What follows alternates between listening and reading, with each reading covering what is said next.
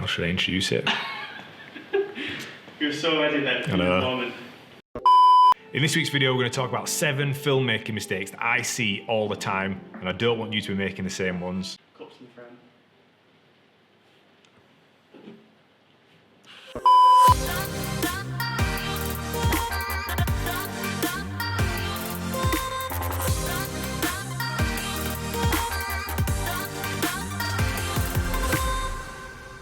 What's going on? Welcome back to this week's video, and we're talking about 7 filmmaking mistakes that I see all of the time, whether it be professional filmmakers or professional filmmakers that have got lazy or beginner videographers. They all seem to follow like a same path and same mistakes. So let's run through the 7 and make sure that you don't make these mistakes. Right, let's get straight into it. Number 1, shooting in full auto. The best thing you can do when picking up a camera for the first time is learning how to use it in full manual mode. You want to learn how to adjust the shutter speed, the ISO, and the aperture.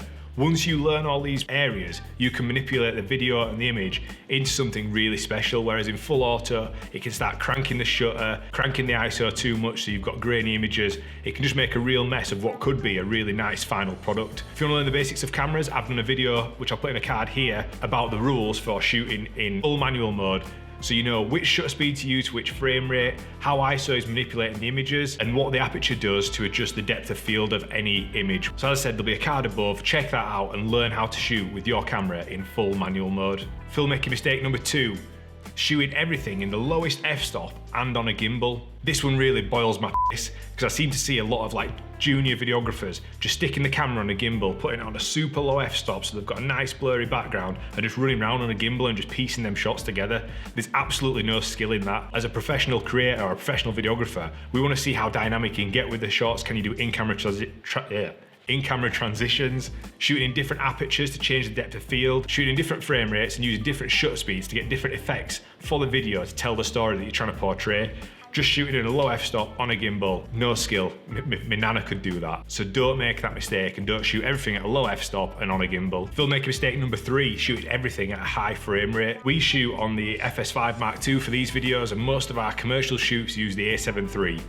We can shoot 100 frames per second, and without a doubt, if you shoot anything at 100 frames per second and slow it down to like 20% or 25%, it's gonna look amazing. When I collaborated with Beard Meets Food on the channel, we spoke about it because he does a lot of B-roll sequences for his videos before he starts his eating challenges, and it can be a massive creative crutch. It's super lazy just to be able to sit there, throw in 100 frames, do a few little movements and piece it together. It does look amazing, but we both agreed that it is, like I said, a creative crutch. You can lean on it every time because it is easy, but it's not very dynamic and it doesn't showcase your skill as a creator. Don't always be tempted to throw it in a high frame rate just so you can slow it down just because it's easier. I have to tell myself on every shoot not to be lazy. It sounds daft, but it's true. Switch it up a bit, get dynamic with your shots, and don't always rely on that high frame rate and that super smooth B-roll. Filmmaking mistake number 4, over or underexposing your images. Again, when you're first starting out, you're still kind of getting used to using your camera. If you start shooting in S-Log for the first time or any sort of log profile. So what you need to do is learn how to use the histogram or the waveform on your camera. The histogram will tell you whether you're too far into the shadows or too far into the highlights. It's the one that looks like a little mountain. So I do a bit of research on that and figure out how that works, learn how it works. And if you're interested in learning about that, drop a comment below and I will make a video just talking about histograms and waveforms. When I'm shooting, I always shoot using my Ninja 5 monitor where I can see the waveforms, so I can see, is it too close to the highlights? Have we dropped into the shadows? Where are the midtones? And I can dial in my skin tones perfectly using the different settings on the Atomos Ninja 5. It's an amazing bit of kit and I highly recommend, if you are taking this seriously, invest in a decent monitor because they're always going to be better than the little LCD screen that comes on your camera. Filmmaking tip number 5, poor audio. Yeah, that was creepy as hell. Funny. Yeah. Poor audio.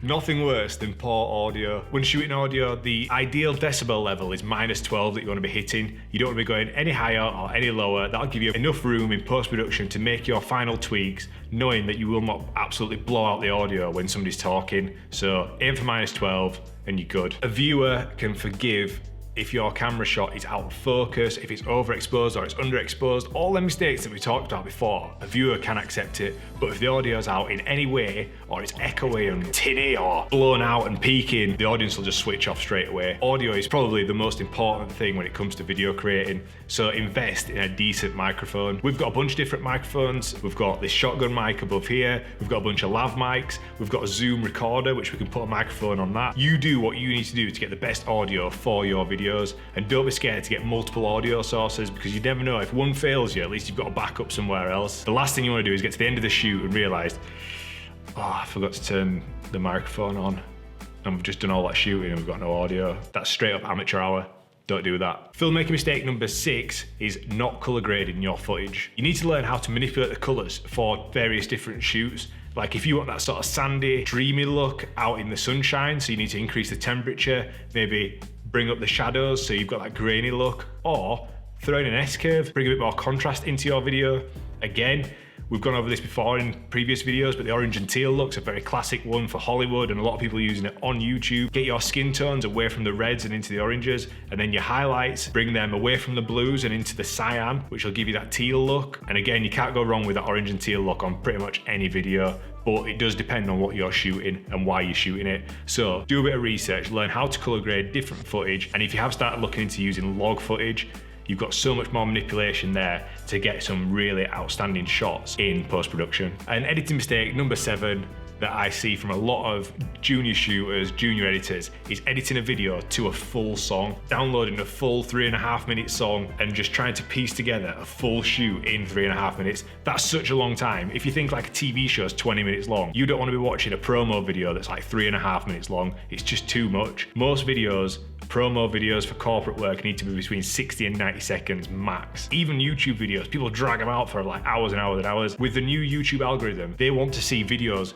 getting straight to the point, get in, out and move on. Whereas before, people were sort of rewarded for having longer form videos. If you look at the way that YouTube have now reduced the watch time for being able to put mid-roll ads onto videos, they've dropped it from 10 minutes to 8 minutes. That just showcases they want videos to be concise, to the point, and it's the same with video production in corporate or in Instagram videos, whatever it is, get to the point, get in and get out. Don't be dragging it out for any longer than it needs to be. Every shot has a purpose. If it doesn't have a reason to be there, it just doesn't need to be there. Nobody wants your video to be an absolute snooze fest. So that's it for this week's video. Just a quick one. I wanted to just talk over some of my biggest gripes with filmmaking, some of the mistakes that I've made in the past, some that I see from junior shooters and junior editors all the time, just to really emphasize the point so that when you're shooting next time, you can think back and go, oh yeah, I remember that guy on YouTube saying that this shouldn't go on forever, or I shouldn't be shooting everything at a low f-stop, or everything at 100 frames. Just be conscious of what you're shooting and try to get the best out of whatever production you're doing. If you have enjoyed the video, consider subscribing to the channel, leave us a thumbs up, and are there any filmmaking mistakes that you see quite often? Are there some that I've missed? Drop them in the comments below. I'd be intrigued to see what you've got to say. Let's get a conversation going, and I'll be back next week for another video.